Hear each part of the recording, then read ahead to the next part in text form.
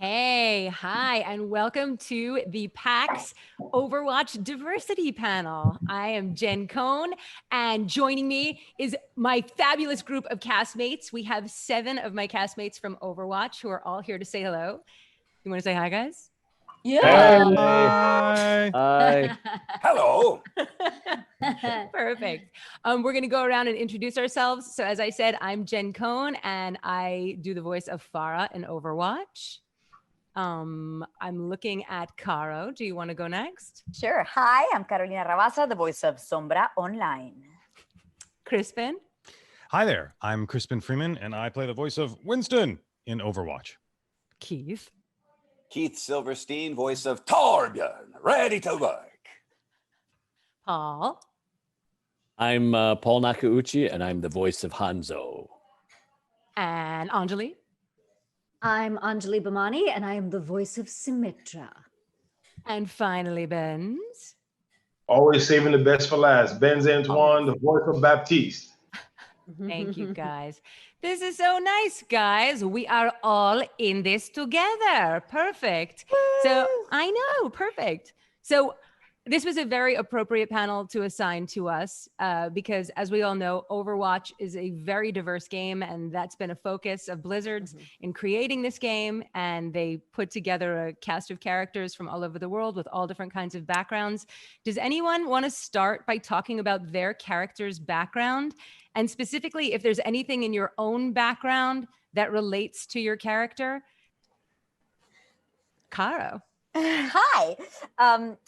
You know, Sombra is Mexican and I'm not. I'm Colombian, but living in New York, auditioning for a bunch of voiceover stuff, they always needed Mexican accents. So I felt like I connected to that. But the cool thing about the Overwatch community is that they've kind of embraced the Latina aspect of that in Overwatch. I mean, I know Reaper's also Hispanic, but Sombra's the only one who speaks Spanish. So I feel like we all connect on that level. Like, it doesn't have to be that you're Mexican to really love Sombra. And I feel like I meet so many Puerto Ricans and Hondurans and Argentinians who love Sombra because of the Spanish aspect. And then there's just some cultural things that make sense for all of Central and South America. And that's where we've connected. Like, there's all these jokes about like Sombra's, you know, parents maybe throwing a flip-flop at her, because that's a very typical Latino thing. Like, your mom gets mad and she's gonna like chuck a flip-flop at you. So that's called the chancla. So I think it just goes across all of any Spanish speakers. And so I feel like I've connected with her on that level. And there's just something about the language that I think connects everybody to it, which is really special.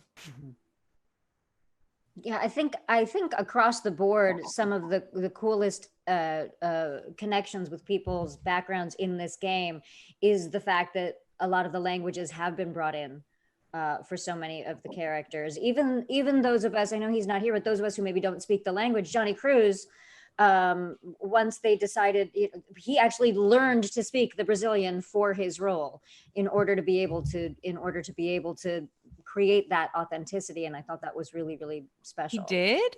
He did. He learned the Brazilian. Yeah. Wow. He worked so hard, and that is not an easy.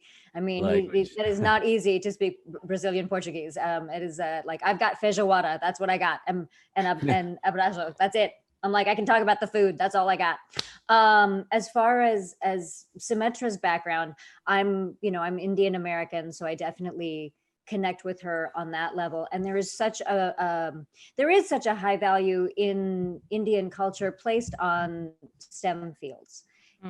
And so the fact that she was born in the slums, ends up connected with a dubious company, but with a company that is using technology and using science and using that for ostensibly for the world's good, I think is a really, really cool thing, because so many people in my family are connected that way as well. And then of course, speaking the Hindi is just so much fun. This is a little known fact that I like to tell people, but when she got her Hindi ultimate, when it was no longer the boring teleporter online and it changed to Yahi Param Vastavikta Hai, specifically, I was told in the booth, and I believe it was Michael Chu who said this is your justice reigns from above. Yay! So all connected to you there, Miss Pharah. Love it. Yeah. Keith? I was going to say, I connect with Torbjorn actually on a couple of levels, just in terms of being a father. I connect with Torbjorn on his optimism and his practicality. In fact, when I was setting up for this, I was trying to get some cool wireless little earbuds, and it just wasn't working. And I said, just give me what I know already works. And that just feels like a very Torbs thing. Yeah. Now, Torbjorn is Swedish. And when we started recording for him, I had no idea what... I'm adopted. Let's state that first off. So a lot of my ancestry, I'm still learning.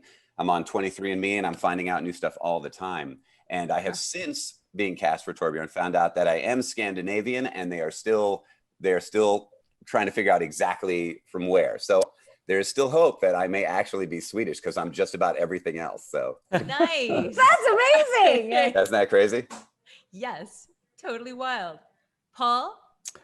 Hi. Yes. Well, of course, Hanzo is Japanese, and I am Japanese American. I was born here. My parents were born here, but I have a very ethnically rich culture, background. My grandmother was from Japan, and so I have a lot of connection there. Although I don't speak Japanese fluently, because my parents didn't really speak Japanese to us when I was growing up. Mm-hmm.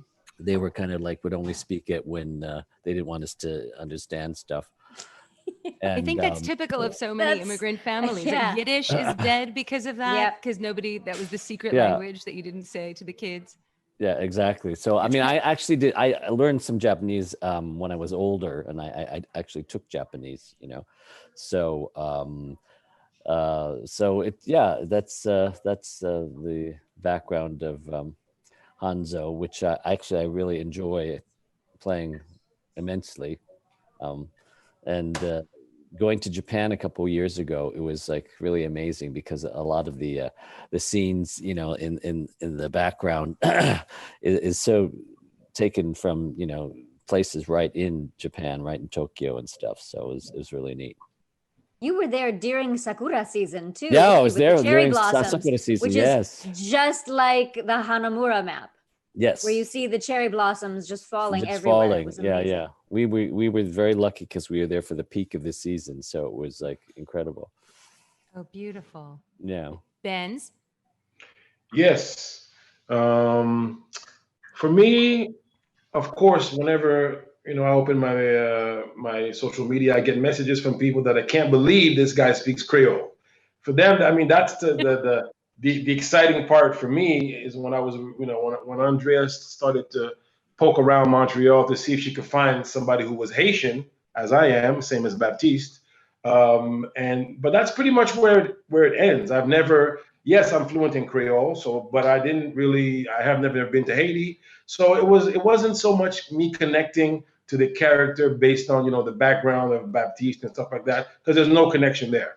But the connection for me was Haitian, of course, but doing an accent, a French accent in English was kind of tricky, right? Even with the name itself, at first, my mom was mad at me because she was like, how could you make such a big mistake? I said, what was the mistake? She said, well, how you tell people your name is Baptiste? You should say Baptiste. And I'm like, well, I should say Baptiste if I was speaking in French, but it's sort of, in English, there's not really that many silent P's. So right there, you see how many you're so-called connected, you're from you have the same, born in the same country, speak the same language. And just with my mother and me, she's like, you're wrong. You did it wrong. And I'm like, no, actually, I believe I did it right, because when Andrea asked me the question, she was speaking to me in English. I was performing in English. So my instinct was, okay, I'm going to say the name as an Anglophone would say it, and not necessarily say it like a French person would say it. And, since then, a lot of people online sort of supported that view. Of course, they love the game, so that doesn't hurt. But yeah, it's definitely it's been an amazing journey for me. As most of you know, my story. This is my first voiceover gig, so I'm just a rookie, following you guys' lead. So it's just amazing to be part of such a great family and a great community, not just with you guys, but with the fans as well. So yeah, so I don't necessarily connect with him in that sense, but there's a lot of him in me, especially the dancing. I think me and him dance the same. Love it. I just have a question about Creole. So exactly what is Creole in terms of the combination of, I mean, it's French. It's basically broken French. Okay. So it's like, it's like someone who speaks French. If you speak Creole to them, they sort of maybe can understand because the verbs are from French, right? Are based in French, but then they break it up. They broke it up to make sure that I don't want to get too deep in the history, but just to make sure that the French soldiers that were colonized by would not understand what they were saying. So they would speak the French and then break it up, So it's very similar to a lot of Caribbean countries in that regard, that they break up. The English Caribbean, they broke up the English, and the French Caribbean, they broke up. But so what? Doesn't it vary depending on the country you're in? Like, isn't Creole slightly different depending on where it's spoken?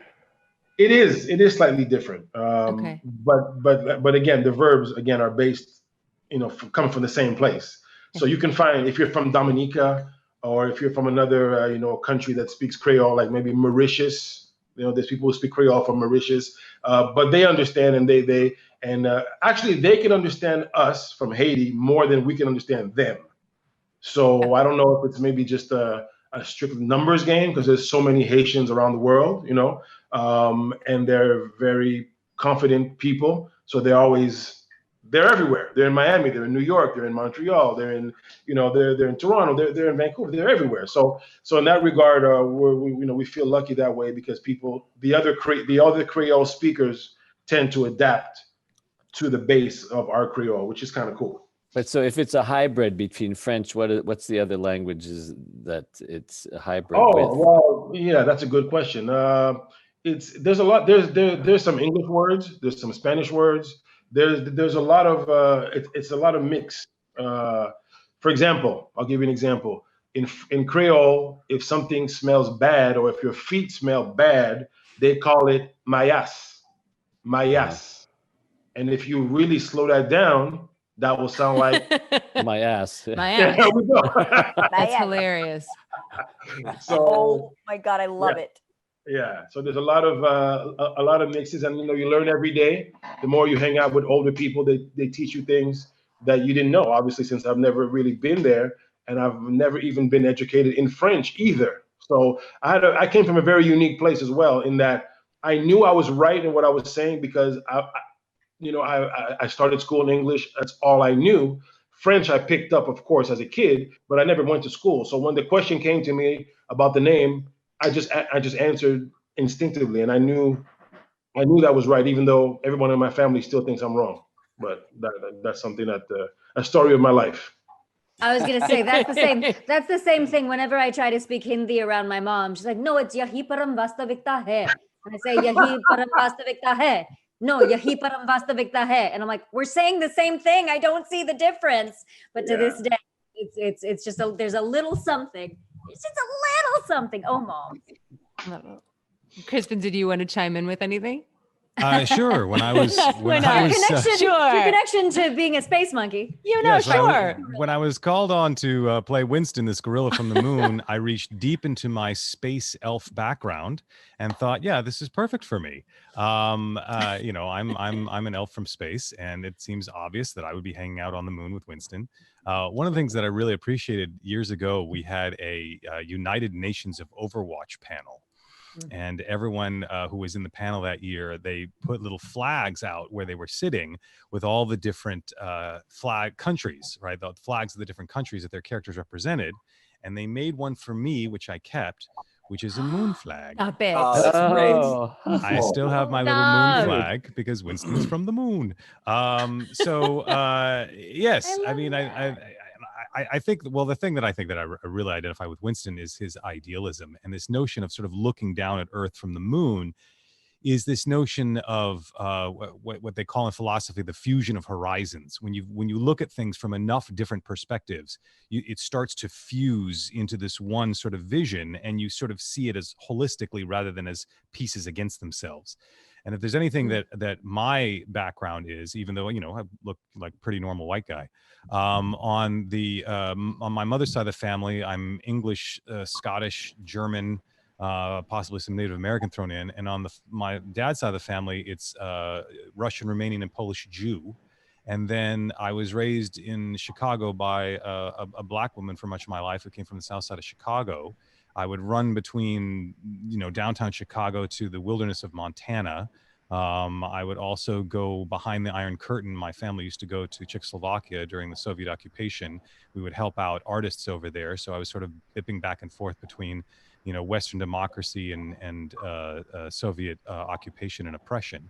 And I was also bouncing between the north side and south side of Chicago, which is very segregated, you know, white side on the north and black side on the south. And so I was constantly having to jump between different frames of reference, and I could never privilege one over the other. So that's the thing I'm probably most grateful for in my upbringing, is that at a very young age, I had to learn, no, there isn't one way to look at this. I have to be able to jump to different perspectives.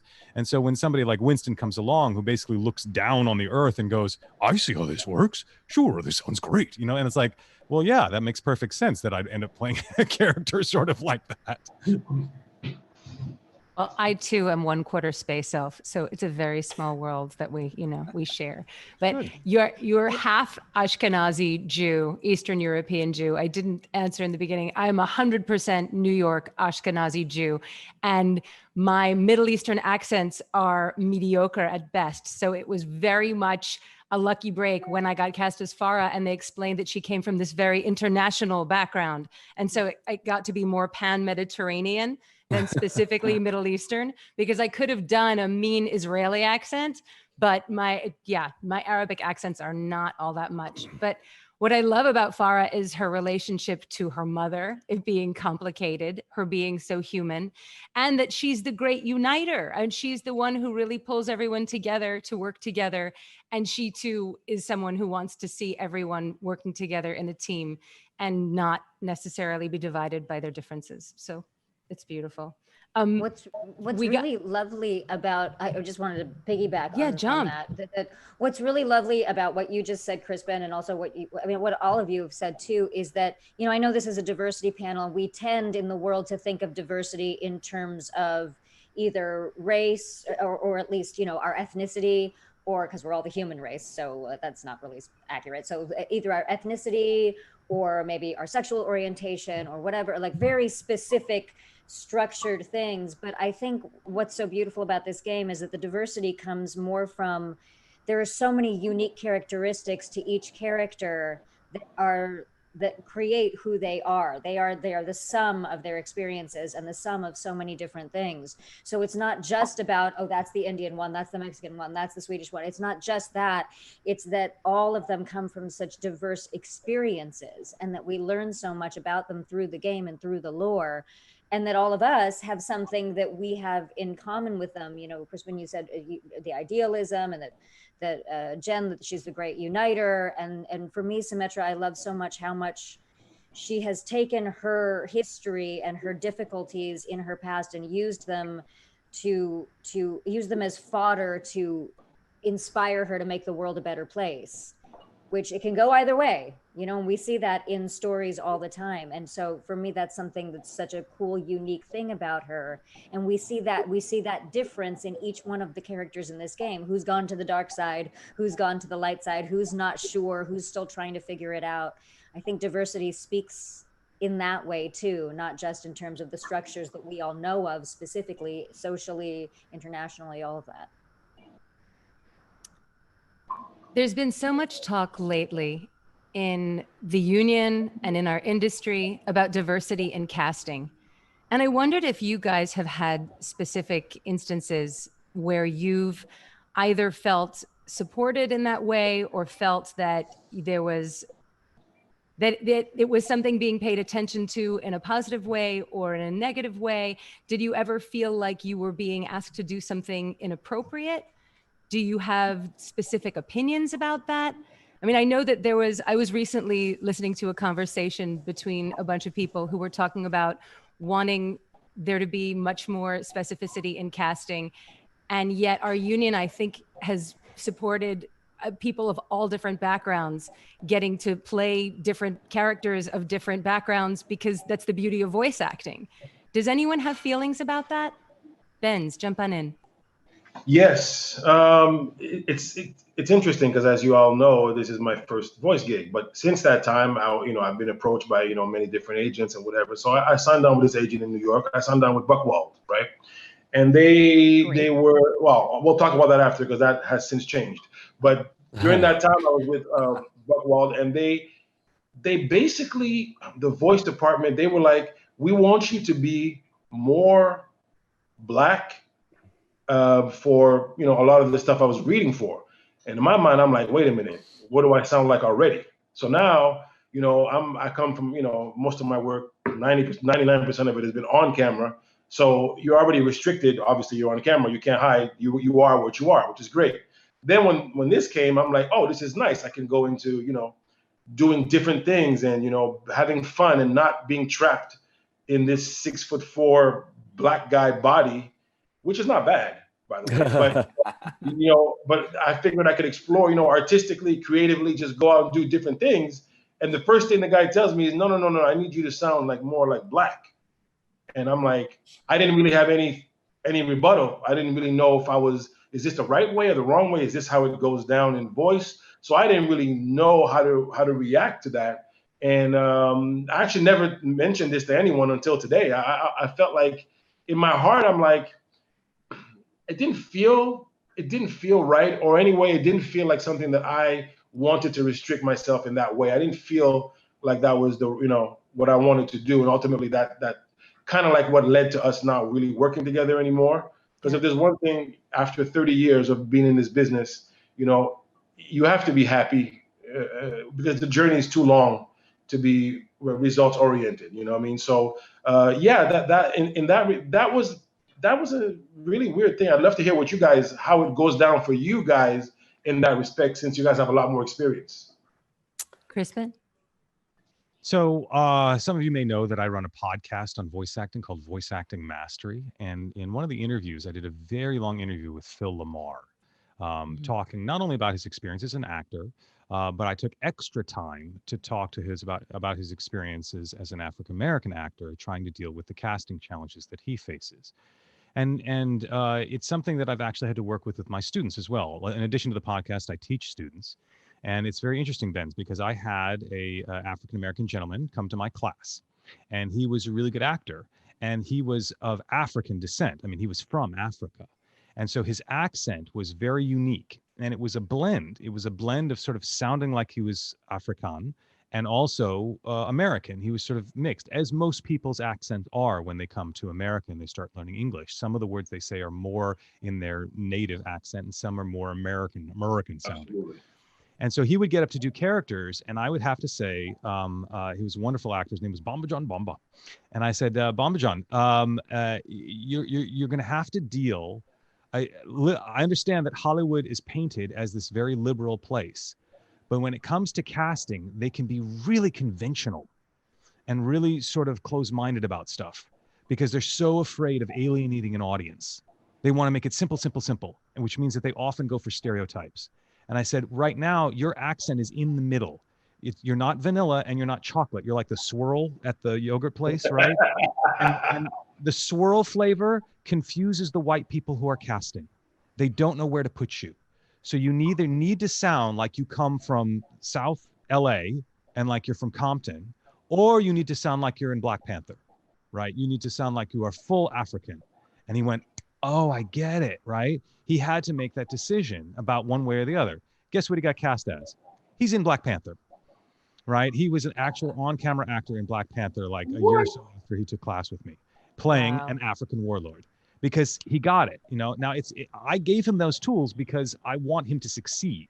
It is sad that that's where we are, right? That we're still sort of fighting with that. And even Phil Lamar says in the interview that I do with him that even when he's trying not to quote sound Black, that he will get cast as the one African-American character in the animated show. So I think the challenge is that when we're dealing with live action stuff, there's a lot more pressure for diversity, and there's a lot more pressure to let people be authentically who they are.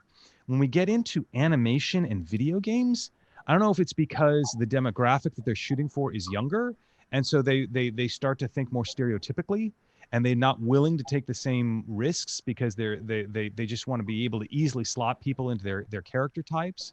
But it is a challenge, and what I think what's going to solve it is more diverse writing, right? Yes. Rather than trying to shoehorn things into old storytelling tropes, we need new stories. We need new stories that have these more diverse characters, and so we don't have to mess around with this kind of thing. But we can play with that. I see that in something like Steven Universe, which I was honored to work on. You know, where they play with all sorts of diversity. It just got announced in Owl House, this really cool Disney film, or Disney TV show, animated TV show, that the main character is bisexual.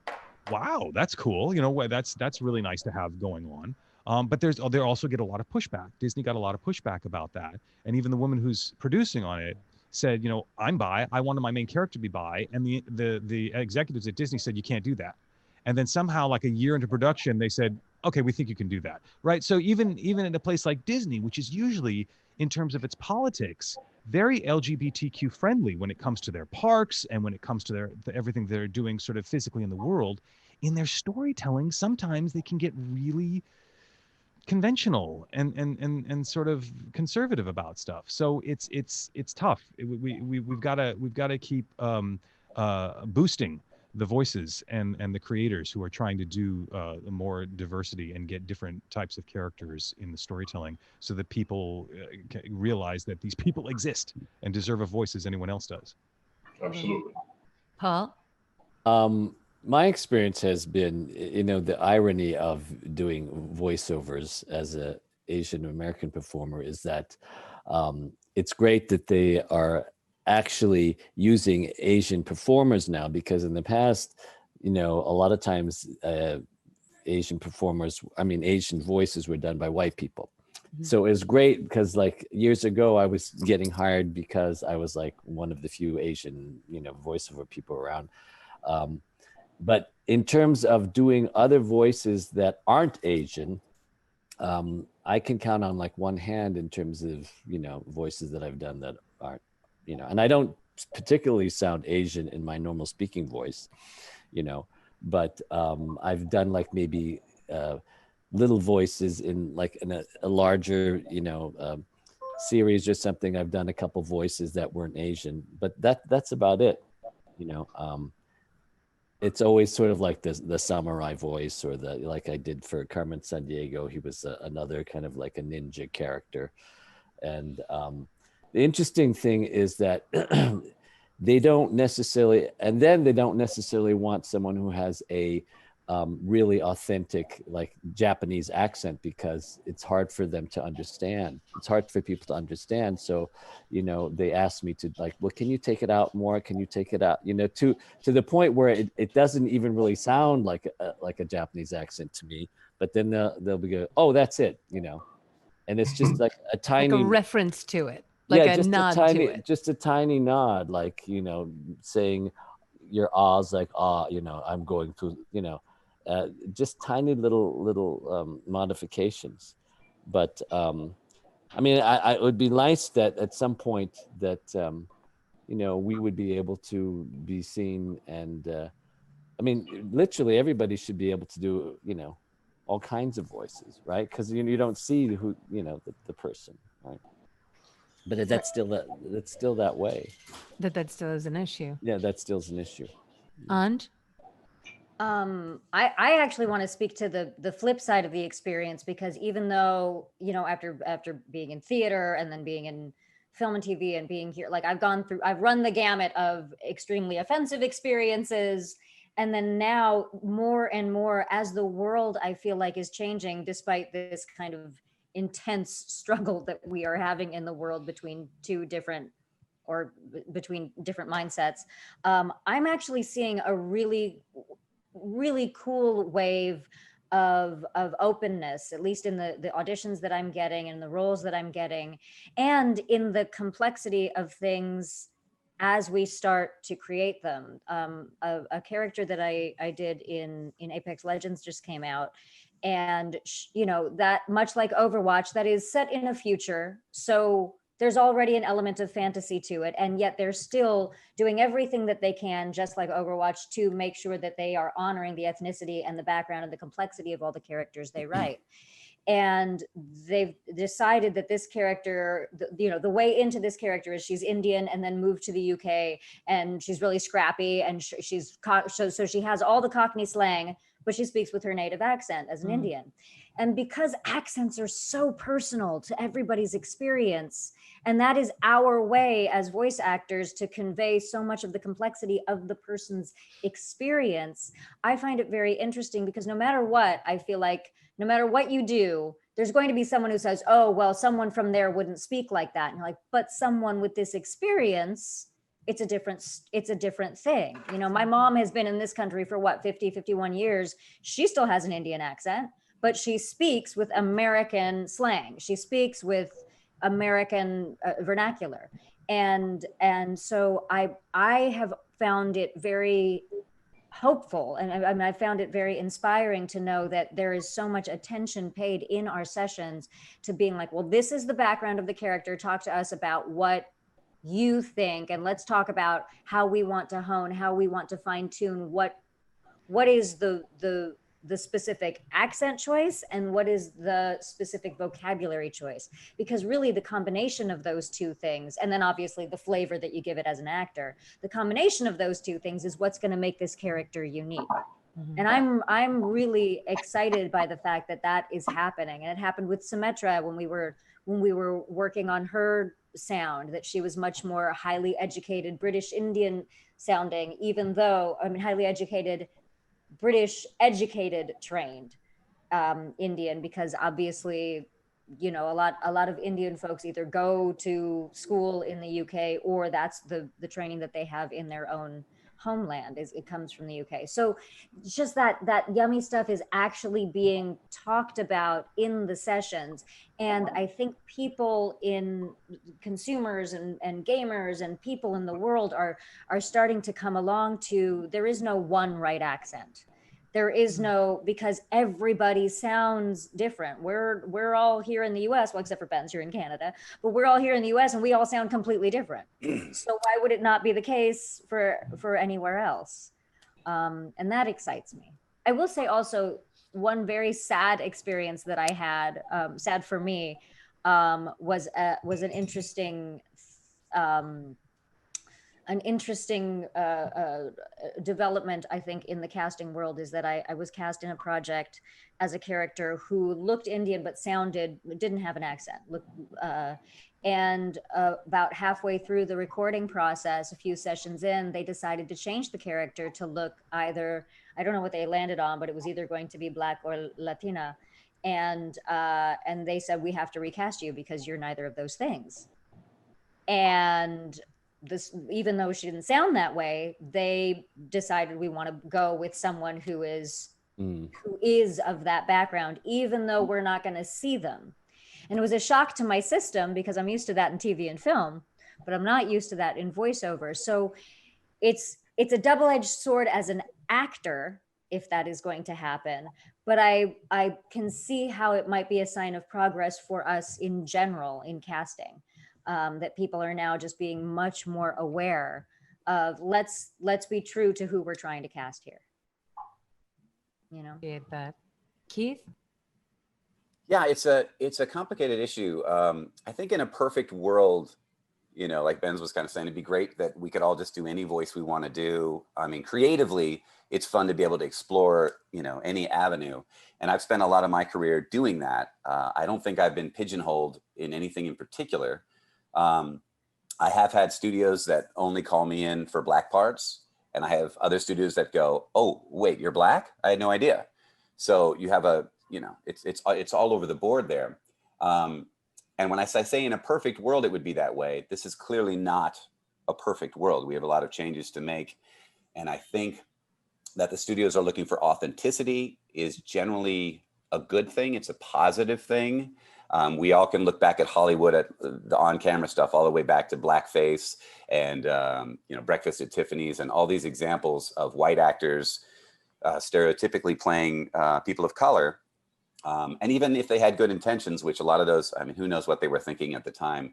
I mean, that stain has lasted to this day and will continue to continue on. And so it's not a perfect world. And I've had fans and I've heard discussions of people say the actor should always be authentic, but also how feasible is that?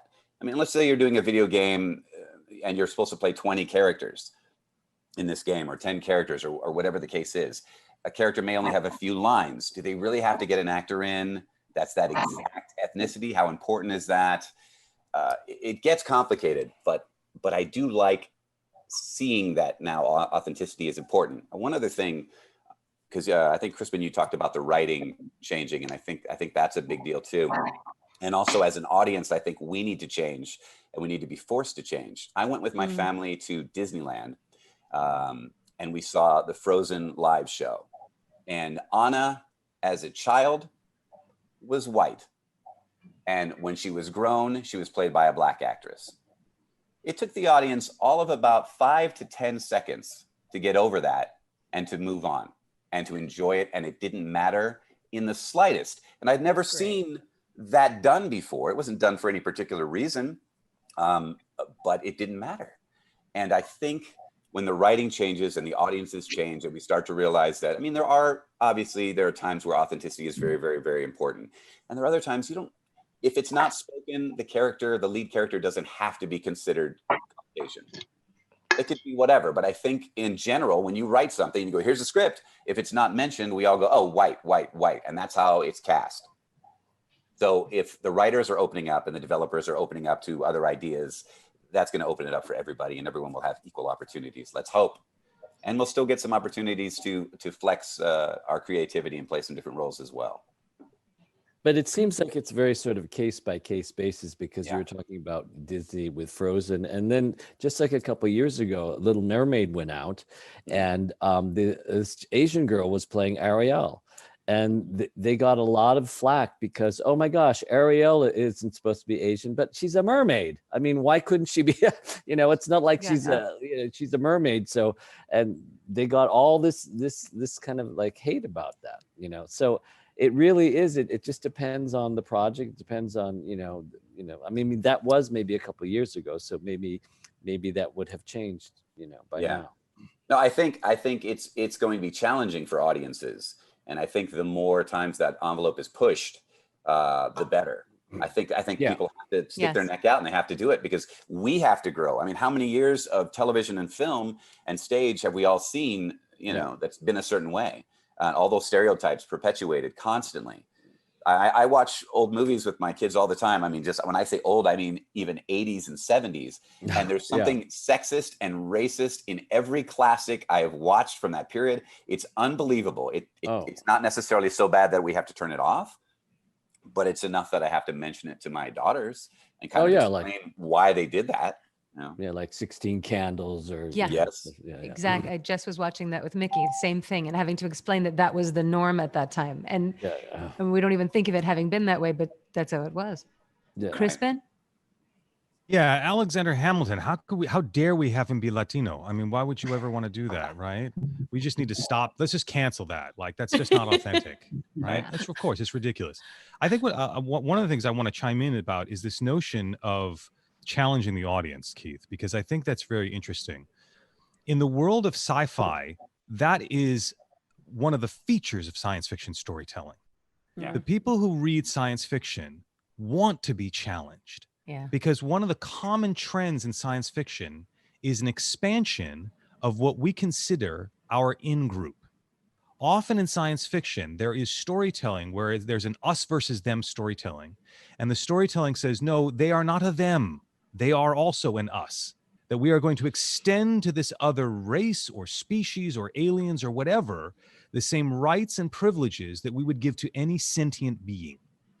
So whether it's Star Trek in the 60s, having this sort of international crew and having the first interracial kiss on television, or Lieutenant Commander Data, who is an android who we decide is part of Starfleet, or deciding we're going to make peace with the Klingons, or anything else, right? One of the features of science fiction is that you are challenging your notions of how things are supposed to be, and you are expanding your notion of what it means to be human. who qualifies as having human rights or the rights of sentient beings. And anyone who thinks that's not the case or wants to complain about that obviously didn't read X-Men. What the hell is wrong with you, right? This is the whole point of this storytelling. And most superhero storytelling, which I would argue Overwatch is sort of superhero storytelling. Yes. Most superhero storytelling lives in this science fiction world. And so I think what we're coming up against is that there are people who maybe are not science fiction fans, who are used to what we might call just sort of normal fiction storytelling with everyday people doing their everyday things. They may not be used to being challenged this way. Well, welcome to the planet. You know, there used to be a time where you could think, well, what I do doesn't affect somebody on the other side of the world. Well, it does now, right? You eating a hamburger from McDonald's can affect the Amazon rainforest. You and how you drive your car and use petrol or gasoline affects people in the Middle East. You and how you use your chemical fluorocarbons and sprays and air conditioning affects the ozone layer over the Australians and the New Zealanders. Welcome to the world, guys. We're all connected. And so this idea of having to expand the notion of us is just part of how we're going to have to survive on a limited biosphere. So yeah, I agree completely. We've got to expand it. And if science fiction can lead the way, and any of that sort of fantasy style storytelling can lead the way to an expansion of what it means to be us and stop and getting rid of this them notion, we're all going to survive better on this planet together. Anj? Crispin just said it so well, and I don't know that I could even remotely. Here's what I want to add to this. The thing that I love about science fiction, the thing that I love the most about science fiction is that science fiction enables us, because it is distant enough from us that we can see it as other, but it is close enough to our experiences. Usually there is some similarity to where we are now in the world that enables us to see things that may be not quite right with how we're seeing the world. And it serves to expand our view of what is possible. And that specific word makes me think of one of my favorite examples of it. And I know it's TV and film and we're talking voiceover, but the show The Expanse is such an incredible, it's an incredible science fiction show that everyone should watch to begin with. But they do such a wonderful job of pushing us into the future where, okay, no one's racist anymore. Now they're planetist because all of the races melded, but now everybody's still fighting that wanting to create an otherness within us. Because I think there is both of this there within all of us. There is a combination of a desire to unite and a desire to belong to something and to the world at large. And then there's this dark side of us that wants to say, I am me and you are you, and do this. And the struggle between that I think that's something that we all struggle with through our lives, through different phases. And I think that's part of what the problem has been, getting audiences and writers and everyone to understand how to move forward in this way. And so The Expanse does a really, really great job of saying, just like Star Trek did, of showing us the world as we see it now, showing us the world as it can be, and then showing us the struggles on the way to get there. And that's a very inspiring thing. It's like Winston's quote, or Dr. Winston's quote, Dr. Harold Winston's quote about, I'm going to get it wrong, but about dare to see the world for how you want it to be. Yeah. And I feel like that's what science fiction is all about. And that's why I love so much. I love fantasy fiction, but it feels like it's stuck in one era usually. And science fiction feels like it moves forward. And that's why I love that so many games are set 700 years in the future, or on a different planet where we can see that potential for progress. Caro. Yeah, adding to all of this, I think our audiences do need to, obviously expand their minds in all of this. And I also think that casting has to work a little bit harder sometimes, because I always ran into, oh, we were casting this Latino thing and where were you? And I go, I was trying to audition, for film and TV, or, oh, we auditioned these people, we just didn't find enough Latinos. And I go, all of my actor friends are Latinos and none of them auditioned. How can you tell me you didn't find them. So as I experienced this, after I'd meet like the execs of this or the director 2 years after they shot that pilot of all Latinos, and like none of my good actor friends audition, that's where I go, you're not trying too hard if you're telling me that in New York City and LA, you didn't find all these Latinos. Right now, yes, that's changing for sure. And I've been told for the longest time that I'm too light to play Latina. So that's been my on-camera struggle. Right now, I'm really grateful that in voiceover, they call me for that, because I think that too often they just said, oh my God, we have this white voice actor who can do 1 billion accents, which is amazing. And I love accents. Of course, I want to do them all. But for so long, it's just like we weren't getting called in to play our own people. And then there was shitty Spanish being spoken or no Spanish because, oh, they found out they didn't speak Spanish. So I think that authenticity is important, so that people watching go, oh, he really is a Mexican, or he's doing a really great Mexican accent or whatever. So it's just like, I think that minorities haven't gotten to play themselves for the longest time. And so now we're doing it. And that's where I'm really grateful when I get called in to do a Hispanic accent, whatever is very stereotypical, but I'm going to do it because it's a job that I'm excited to play, you know? And on the flip side of that, I've also understood how sometimes casting also just goes, dude, this character, like she nailed the personality and what we were going for. And she's not perfectly Brazilian, which is my case right now with a character on a Riot game. Like, yeah, some fans are like, she's not Brazilian, why did you cast her?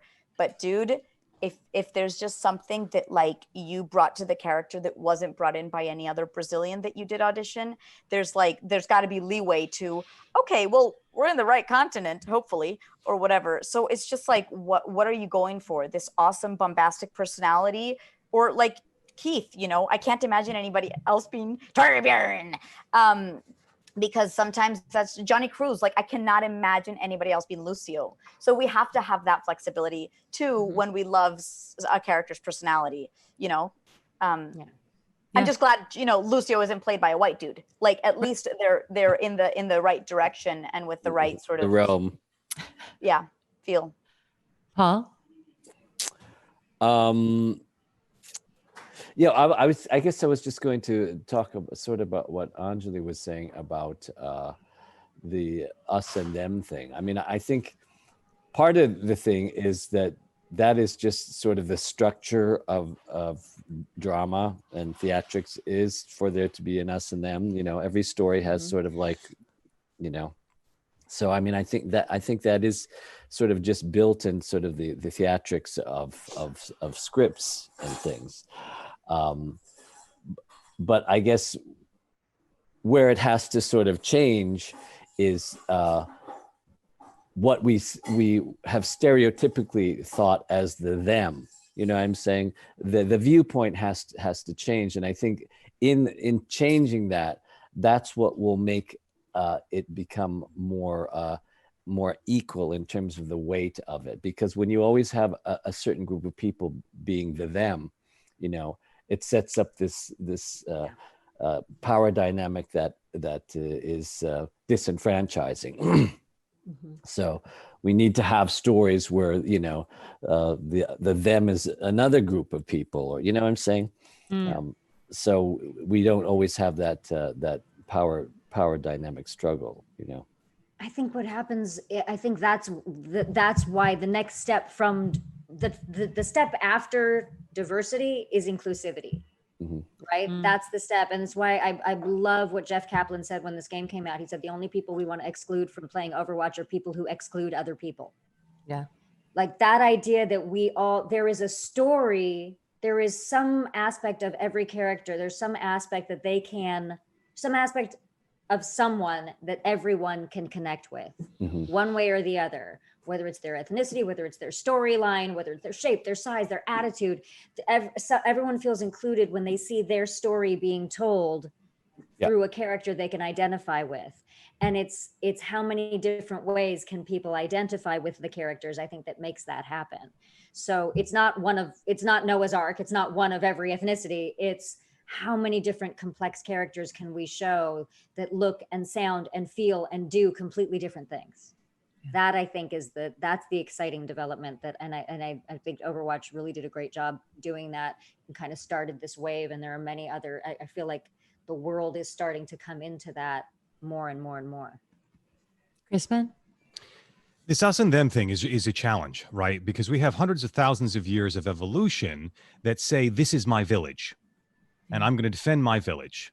And those people on the other side of the mountains, I don't know what they're like, and I don't like them, and we're going to fight with them, right? So it's a massive experiment, and it takes effort and it takes work.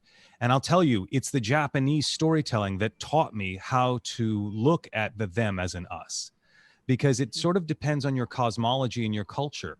If you work in a cosmology where there is good and there is evil, and the evil is unredeemable, then that you say as evil, as them, can only be eliminated, right? Obliterated. There's no redemption of evil, right? And we see plenty of storytelling like this. Who are the good guys? Who are the bad guys? And there's no redemption of the bad guys. But if there's anything that I learned from watching Japanese animation, is that often the villains are justified in their own mind and are working from a very wounded place. Yeah. And their means are just evil. They're not evil. They're just using evil means. And if you could address what the pain is and what the hurt is, you might be able to find some sort of common ground.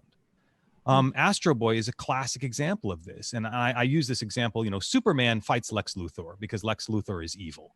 Now, Superman doesn't kill Lex Luthor because that would be immoral, but he jails him and he imprisons him, and Lex Luthor escapes, and the story continues, right? But there's no reforming of Lex Luthor. Lex Luthor's always going to be a bad guy. In Astro Boy, who is sort of the equivalent icon of comics and animation in Japan, Astro Boy, in the last iteration of him that Tezuka worked on in the 1980s, he had a brother called Atlas, who was made from the same plans as Astro Boy. So he was a little robot boy, just like Astro was. But Atlas was raised by very nefarious criminal characters who wanted to use him for bad things. And Atlas basically has a chip on his shoulder against humans. Because in the world of Astro Boy, there are the robots and the humans discriminate against the robots. They see the robots as lesser. Well, Atlas as a robot says, what are you talking about? We robots should be ruling the earth. Okay, it's not far from like a Professor X Magneto thing, right? Yeah. Where Magneto feels sort of similarly. And so there's one episode in Astro Boy where the only one who can save the earth is Atlas. And Astro Boy turns to his brother basically and says, please, will you save the humans? I've been trying to be this ambassador between these two worlds to find a way for us and them to live along. And Atlas says, you know what? I'll do it. I'll do it because you're my brother. I don't like these humans, but maybe they're redeemable. Maybe there's something there. So I'm going to help them right now. And then I'm going to go off and I'm going to think about it. And I'm going to come back and tell you what I think. There's a possibility right there for some sort of understanding between the two. The notion that we're all going to look at everyone on the planet and treat them as family, that's a big emotional lift, right? Yeah. Is that really practical and feasible? I don't know. But if we constantly strive for saying, now, come on, do they have a point? Where they're coming from, do they have a point? Even if I disagree. And if they do have a point, are they just going about it in a bad way? And could we find a better way to solve whatever the problem is? Because otherwise, I don't know how we survive on this biosphere together. Yeah. Yeah, we're not doing such a great job at the moment. So no, because it's hard, right? It's really, really hard. Everyone keeps acting like America is a country that has always and will always exist. Hell no. We are an experiment. And we can be taken over by a very small group of very angry people. Look at Germany in the 1930s. It doesn't take much for a bunch of clowns to exacerbate people's fears and to go right back to that lizard brain, right? And go back to those old instinctive fight or flight instincts that we've evolved over hundreds of thousands, if not millions of years. It takes effort, it takes care, it takes empathy, it takes what we would call as humanity, right? Which is empathy for somebody else, to say, I want to punch you in the face, but there's gotta be some better way that we can solve this problem than ripping each other to pieces. I think we have to wrap up. We do? So amazing. I know. I'm so inspired. Guys, I've said so little because it's my first time moderating any of these things on Zoom, and I'm listening, and you guys are brilliant. Let's wrap up by talking about, in our future in gaming and in Overwatch specifically, what are we hoping to see in the development of games in general and specifically in Overwatch? What are we hoping for? More backstory. We want more Overwatch backstory. Seriously. Lore. We want more lore.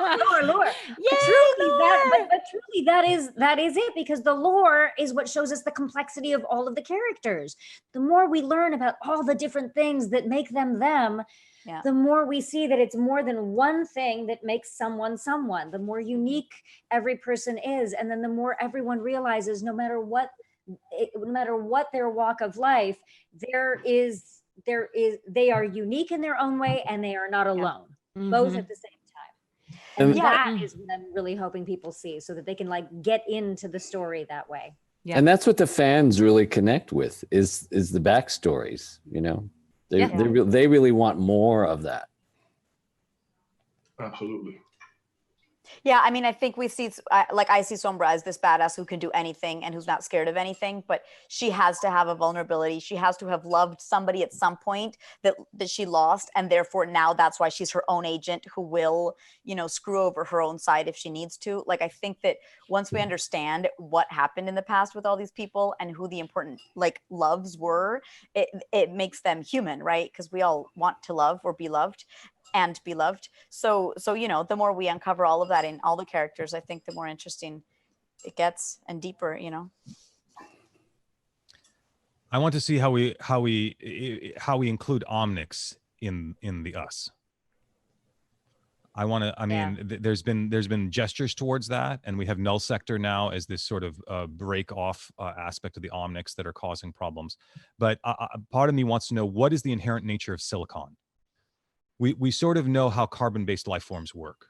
And we know that social animals have a sense of morality. We have mirror neurons, and we have a sense of fairness and equity. And we can measure this not only in humans, but we can measure it in chimpanzees and dogs. You know, there are people who measure morality in animals. And it's an aspect of evolution in social animals that we develop a sense of equanimity and fairness.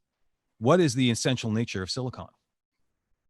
Right? How does silicon work in an evolutionary standpoint? This is something that the Matrix was sort of teasing with, but never really solved effectively, in my opinion. The third film sort of didn't really answer it. But if Overwatch could actually address what the inherent nature of silicon is and how an artificial intelligence works in an evolutionary standpoint and finds a way to work in a society, in a social construct, we have a way forward in life. Yeah. I love you, Crispin. Oh my God. Great. Wait, everyone, I'm so inspired. When Crispin speaks, it makes you feel like, oh my God, what do I have in my brain? The Oracle, the Oracle. I can't stand it. Everybody, let's go through everyone and say where people can find you and follow you. Okay, your socials. Caro, start it off. Hi, I'm on Instagram as Ravassa. My YouTube channel is called Hispanglo-Saxon because I do a bunch of cool videos with most people here, which is great. Twitter, Carolina Ravassa. Ta-da. Yeah, Keith. I am on Instagram. I'm just Keith Silverstein, easy to find, and at Silver Talkie on Twitter. You can find me there usually. Yeah. Anj. I am Sweet Anj with 3 E's in all of the places, on the YouTube, the Twitter, the Instagram, and the Facebook. I'm Anjali Bhimani because Sweet Anj is my personal page, and all you'll find there is doggy videos. Benz. Yes, Facebook and everywhere is Benz Antoine, and on Instagram it's Benz Antoine Official. Nice. Paul. Yeah, I'm just Paul Nakauchi, Instagram, Facebook, and Twitter. I'm Paul Nakauchi 1. Number 1. Luckily, my name's pretty unique, so I was able to get Crispin Freeman as a handle on almost every social media platform. I will warn you, I am not a social media person, but if people really want to enjoy my content, my podcast is usually what I steer people to. I put a lot of energy into my podcast, so I guess I'm old school. I'm broadcasting, not so much social media, but I try to share all of my ideas and content that way. And I'm at Hey It's Jen Cohn on Instagram, on Twitter, on Facebook, and on Twitch twice a week, where I have a live stream, all at Hey It's Jen Cohn. Guys, thank you so much. This has been so much fun. This is great. I'm thinking about all of this now. I'm percolating. Yes. Thank you, guys. Thank you for moderating, Jen. Thank you. Thank you, Jen. Great to see all you guys. See you, everyone. Bye, guys. I miss you guys. Mwah.